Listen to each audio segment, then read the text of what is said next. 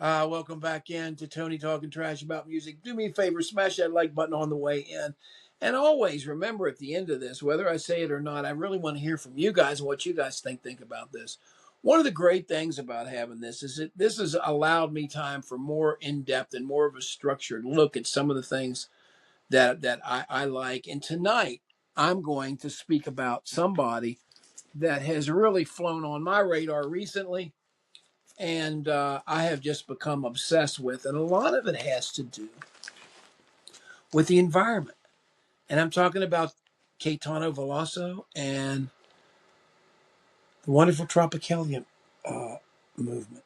It is a very difficult thing today, in today's day and age. Well, not so much, you see some aspects of this stuff that seem towards this, but there was a dictatorship that happened in Brazil in about 1964. Now Caetano was born in 1942, but he'd sung around some of the outer provinces and really became, and for some reason what he coined as tropicalia became a really bad symbol, more of a symbol of what he called basically cannibalism, musical cannibalism. We'll take everything and we'll fold it back into us, who we are.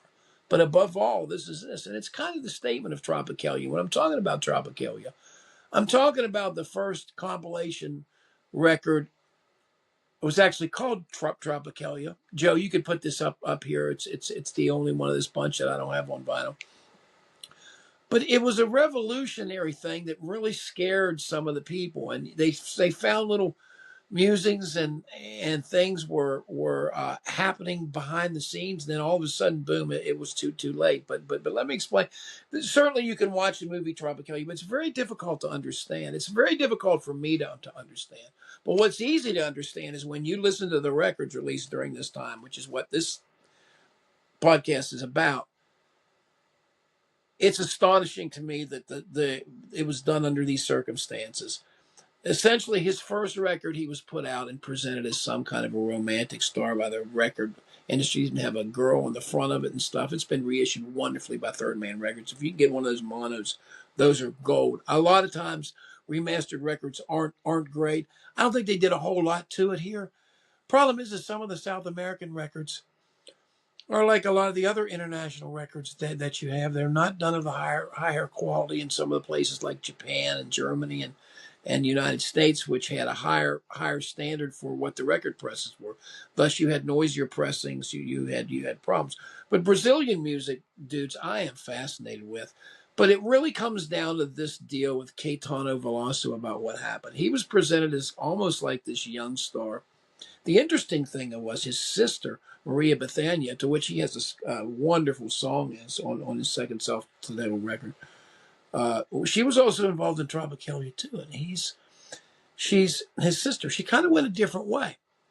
But I remember even in the song, I think after he was in this record, and by this time, this was the third self-titled record in a row. He did really three in a row that were all self-titled.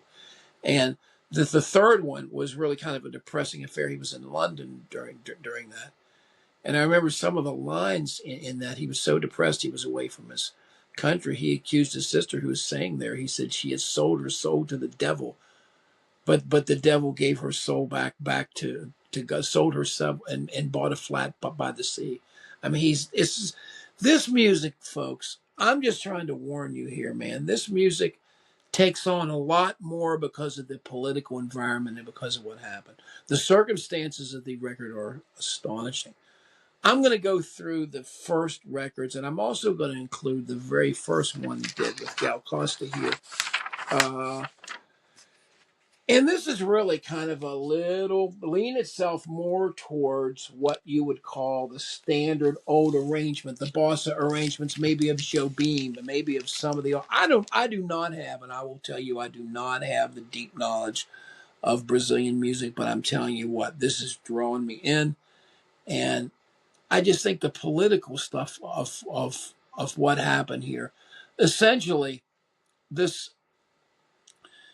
stuff happened. He became, to finish this up before I get this record, he became one of the originators of Tropicalia, along with his sister, and the Brazilian military dictatorship viewed it as threatening. He was arrested and banned to a certain area. He could not leave. He was confined to that. Then they insisted that he left the country. That's when he went to England, and then he finally got to return back. These records go through that period. The first of which, as I was going to say here, was him and beautiful gal. Look at gal there on the bottom of this. This, believe it or not, is a reissue to 45 RPM by Vinyl Lovers. I'm telling you, thank God for these. And there's not a lot of these, but you should try to get these if you can now, because this music, to me, this music is just wonderful. And their voices on this first original 1967 record is just beautiful. I mean, they really go back and forth. Some of them are some of them are his, but he's really done in a lot more of a, what do you want to say, standard, supportive way. This is done. This was done in a standard way, standard orchestration. You get to use wonderful echo chambers. You get to hear these things. It's just really, really, really beautiful. And I think that this, folks, is a special start. But if it was just for this, this would not be, to me, would not rate in my in the ones that shake me up. And quite frankly, when I listen to these, and I'm telling you about a trance, I keep going back and forth through them. I'll start at the first record and I'll go all the way through the last one that I have, which was called Araca Azul. I can't remember what that means, but we can look to see what that means. But all these have been reissued on a very limited basis of 500 records by this company.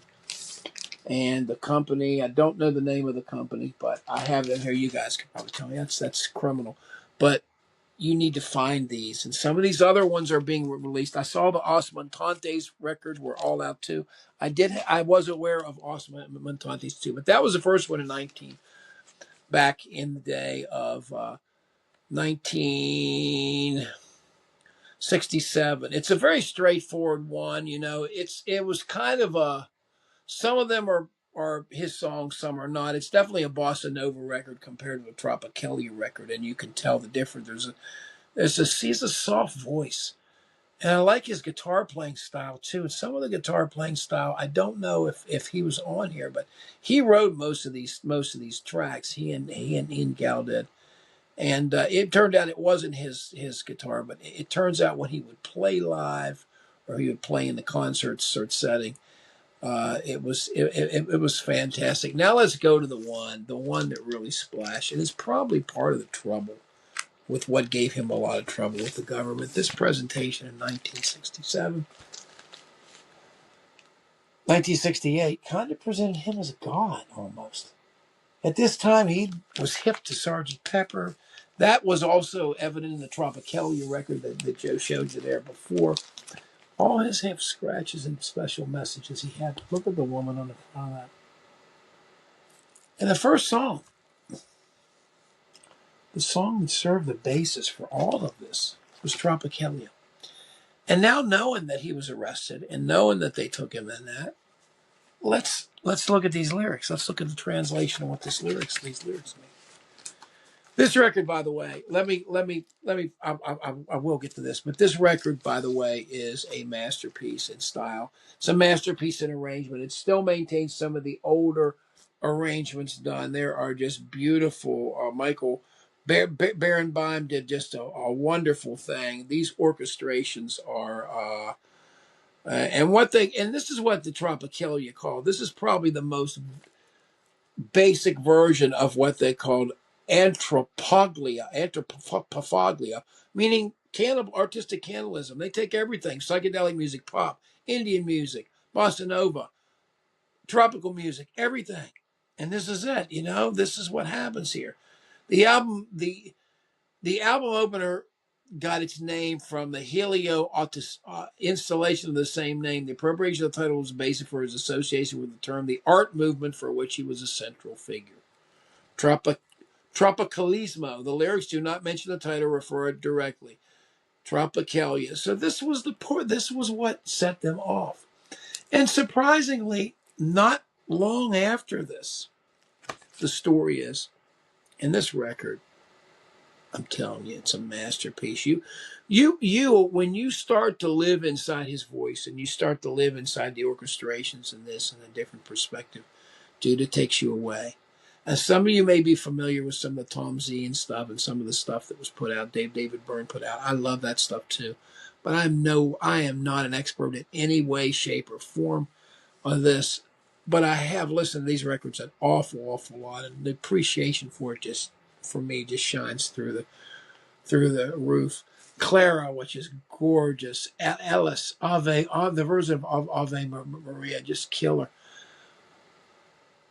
Allegria was one. There's something about this, man. This is done. Yes, it was done in a pop way to present him as like sort of a pop star, a Donny Osmond. Not really that, but kind of a pop star. Is there some part of that in it? Yeah, there is. Let me read you these lyrics that they got this guy banned from his own country that he lived from. Over my head the plains, under my feet the trucks, points against the high plains. My nose, I organize the motion, I guide the carnival. I inaugurate the monument in the central plateau of the country. Hail the bossa, sa, hail the shack, ack. The monument is made of crepe on paper and silver. The mulatto girl's green eyes, her hair hides, beyond the green forest, the moonlight from the outback. The monument has no doors. The entrance is an ancient road, narrow and twisted. See, there's all this cultural bend to all this, which I don't get. I don't understand why you'd be mad about this. Narrow and twisted, it's just progression. People, I guess you want to stop it. And on her knees, a child, smiling, ugly and dead, reaches out his hand. Hail the forest, hail the mulatto. Inside, on the inside padium, there's a pool with waters blue as the ones from Amorlinia, coconut tree, breeze, and northeastern speaking and headlights. Just straight here, guys. A rose in the right hand, authenticating everlasting spring. Let me get this straight, guys. I can get this thing. There we go.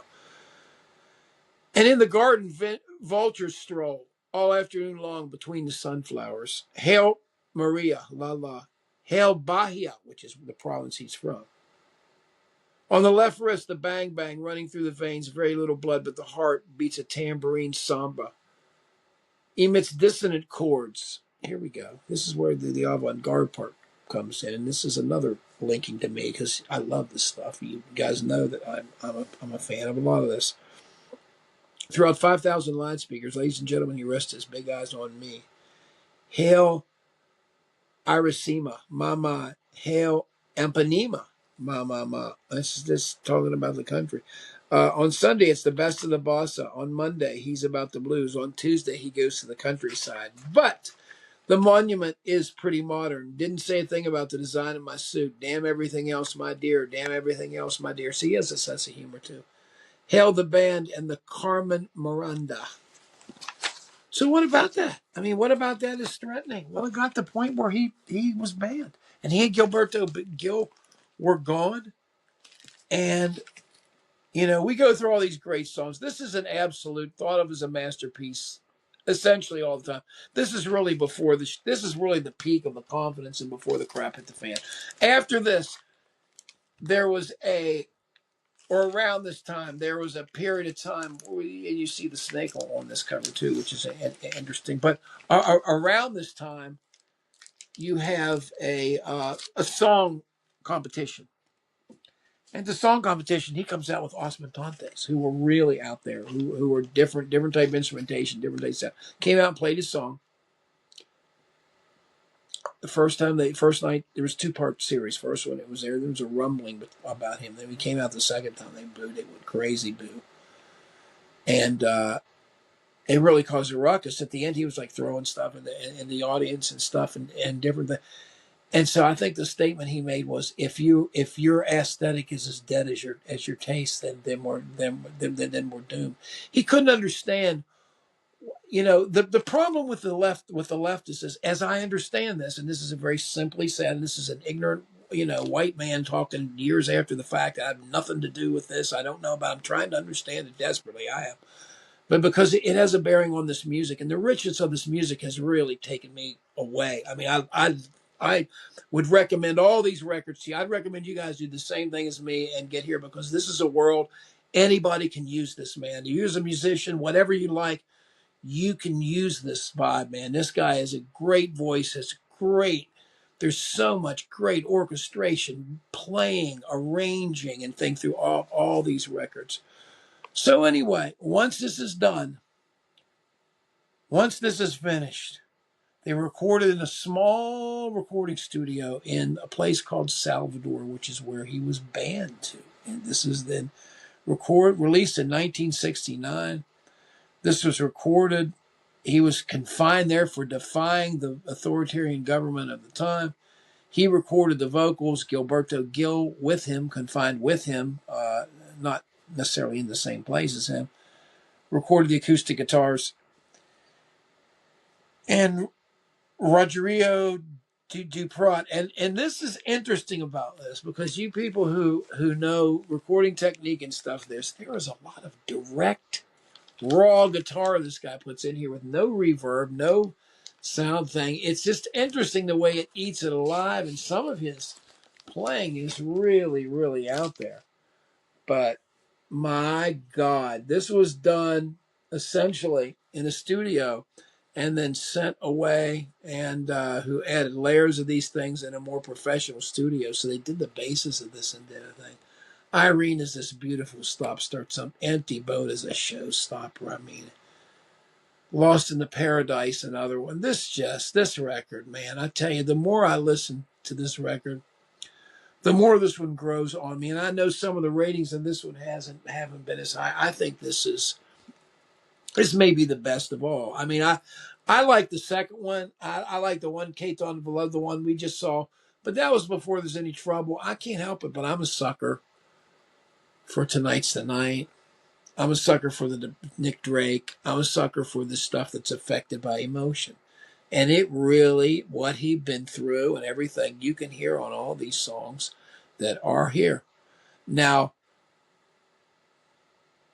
the one song I don't like, Mahirana, and he does that surprisingly on both these two records together. And I don't know if they're mentioned, and I don't know enough about the translations and stuff, but you're going to find during this standard of records that I'm going through here that Caetano really migrates a lot towards Western sounds. When you start this journey, and it really is going to culminate probably in Tranza, and we'll talk about it later. But anyway, this one, guys, is not the one that everybody says is the depressive masterpiece. Irene is just a beautiful, beautiful song, and there's still enough goodwill here. There's just beautiful, all kind of beautiful, like fluty recorder type of attitudes of this.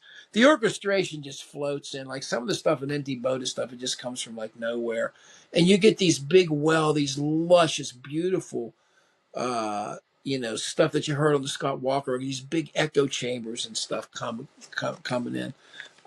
Coming in on this one and the next one especially. But yeah, this is one of the ones that's been reissued in 500 copies, guys. Please, if you see it out there, get it. You really need these records. These records, this music is so important. And I think it contains a whole cachet and a whole secret thing that some people have that the others don't. But I think this is a really important artist, and this music created during this time, the understanding of what could happen, especially with some of the circumstances people are looking at today. It's important to understand this, because I mean, I looked at it from afar, and one of the most baffling things to me was, I'm listening to this beautiful music. How could this upset anybody? It's somebody expressing themselves.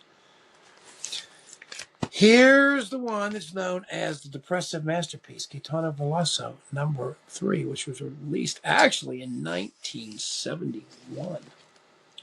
Between 69 and 71, he was in London, England, and this is where this record was recorded.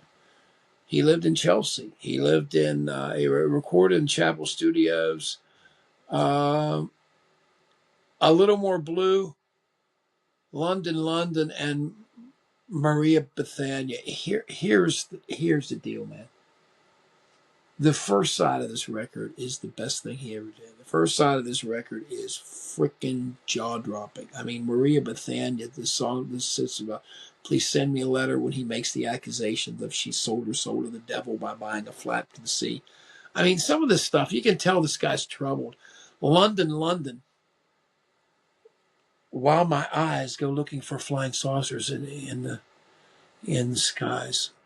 A Little More Blue is just a beautiful song. I mean, it's just I love the guy. I think he's great. I think he's playing stuff here, um, mostly himself.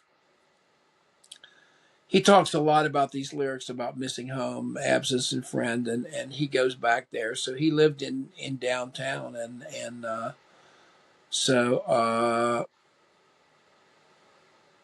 he didn't want to go to France. He could go anywhere he wanted to. He wanted to go to London, and he played acoustic guitar on this record, and it's just wonderful. I mean, his voice on this is just uh, it's just beautiful. I mean, Maria Bethania's to his sister is probably one of the most beautiful songs I've ever heard in my life. I mean, and knowing that he sang it to his sister, who'd been through everything with him, and they're separated. He's asking for her to please send him a letter to let him know that everything's better and everything's okay.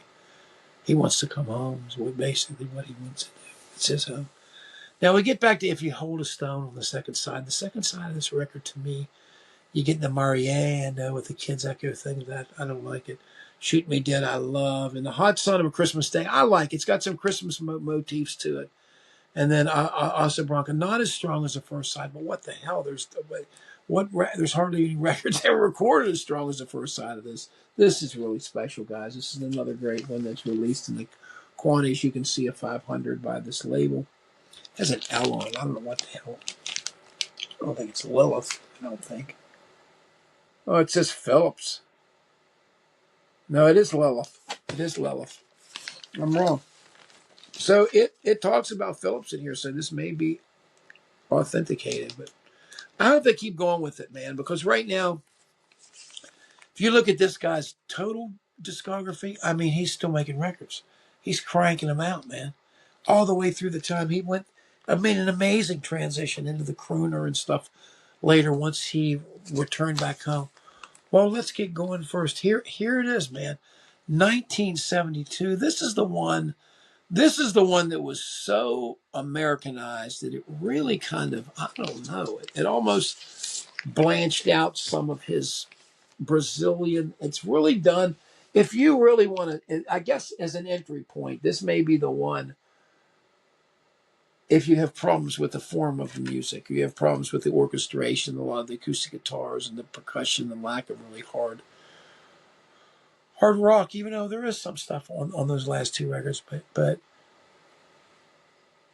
Tranza means Portuguese. Tranza means lovemaking, and that's what this is. So, this is the second London record. This is the second one that was done in London, and it's really straightforward here. I mean, this is one that he kind of succumbed to the musicianship of Western, even though it's tighter.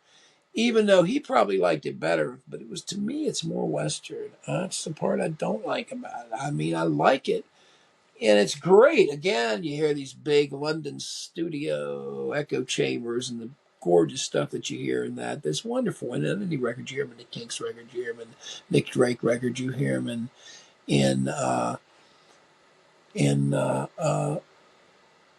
Scott Walker records, of course. But anyway, yeah, this is a great record as far as accessibility. If you want an accessible one, this is where to start. Ralph Mace is the producer. And I don't know who. I've heard Ralph Mace from something else. You Don't Know Me is I like one of my favorite songs here. And then, the long Trista Baja is a big one. 9 out of 10 movie directors.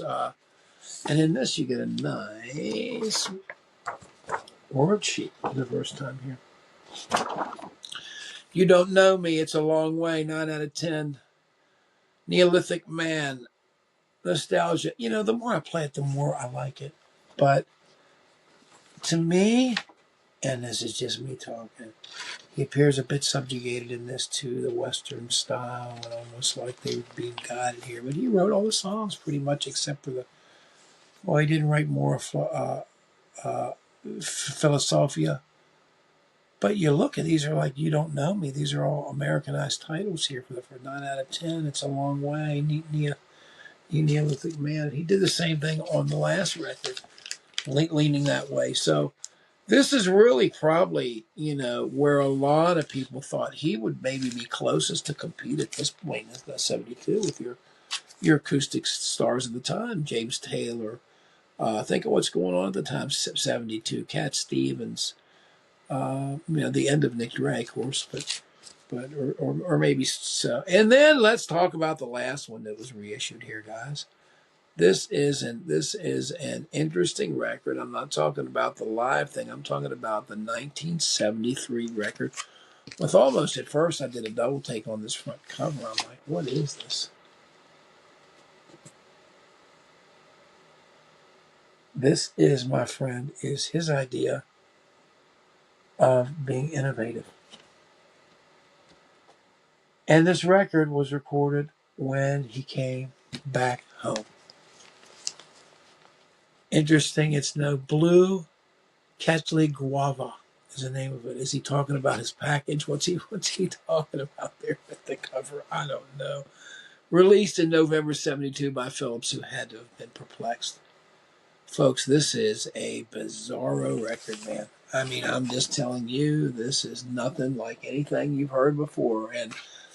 And I don't want to say for sure, because I don't know. But there are segments of this that resemble things like Dogfight Gig Off, Wizard of True Star. And this is a year before it. I mean, this is happening and released at the same time. This is some crazy, crazy stuff.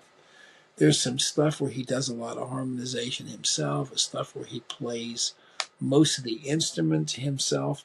It is very influenced by, at that time, something that really surprises me, because I was so surprised it was as left field as it was. I bought this at the same time that I bought the second one, the second self-titled one, not the white one, but the one that I showed you before. I'd had Tranza before, and really I didn't like it that much at the beginning. People in Brazil hated this. They hated this record. They thought this record was bad. He was 2 years out in London. He recorded it in a single week in Sao Paulo with an 8-channel recording. Reports he did it by himself. So this is not like Pink Moon, where he turns and does it by himself and turns it in, bows his head, doesn't even tell him what it is. There's a lot of experimental techniques, guys. The guitar is all over the place. Experimental avant-garde folk. There's a lot of psychedelic effects in it. There's a lot of samba stuff. There's an individual he claimed that was very influential in this, and I don't know a lot about him. And the guy's name is Walter Franco. I don't know if you know about him. But anyway, this is produced by Luciano Figueiredo and Oscar Ramos.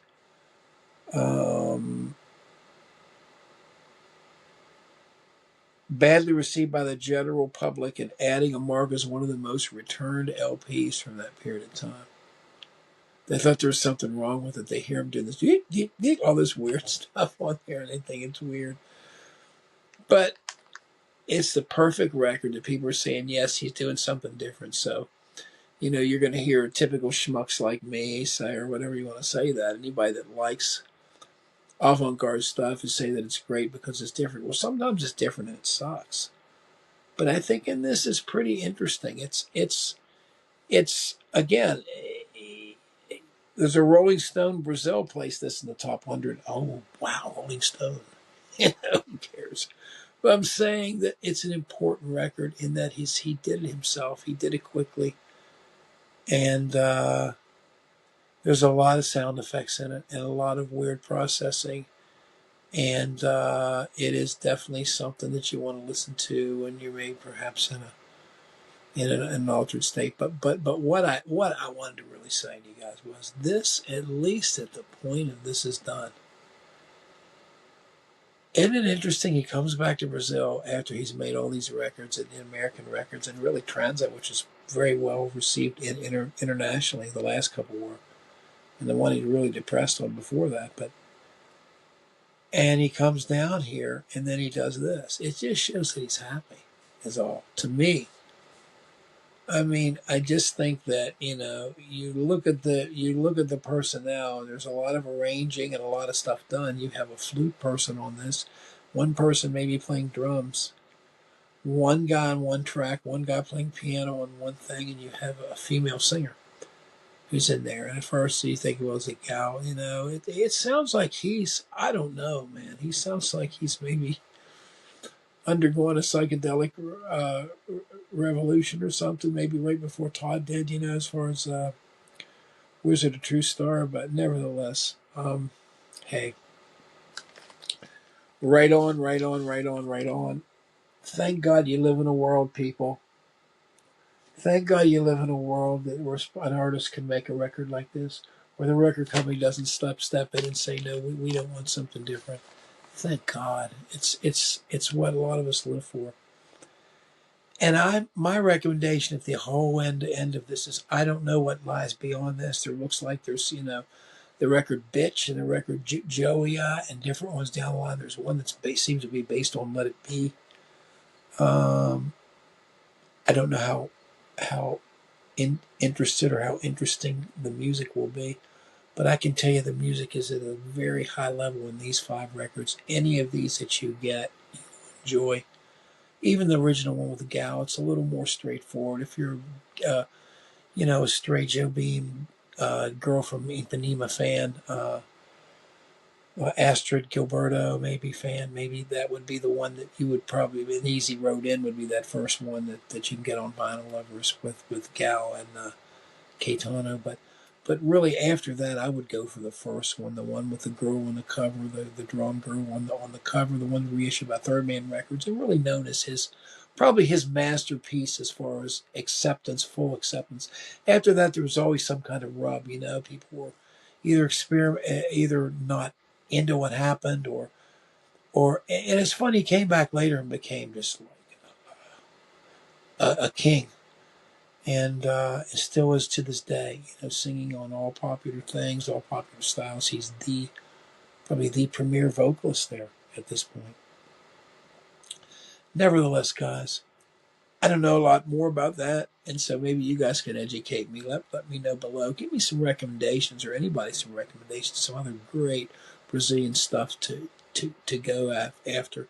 I've got a couple Maria Bethânia records. I've got some Courses Joe Beam, some of the older stuff. But I don't have much more, of those contemporary records that happened. And evidently there was a great Brazilian scene, and I'm really interested to find out more. Maybe I'll get some more of the Tom Z records. I have a couple. So, but anyway, I just wanted to draw your attention to these because this is probably the only one in this Brazilian area that I feel confident enough really to do one of these. But I really want to urge you guys to seek this out. It's only through growth, through experience, through things that you don't know, where you really grow. And this is something that I am always happy to run into something that I don't know a lot about, because it always broadens me and it broadens my perspective, not only towards my own art and doing other things, but towards other people and towards understanding. Anyway, man, I'll cut the crap and talk to you guys later, man. Please leave your thoughts below. This was a little longer than I had anticipated, but it's well worth it, man. Please go get these records if you can find them. I hope you don't have to get the Brazilian ones because you're spending a ton of money on them. But grab these reissues if you can still find them, man. Talk to you later. See you next time.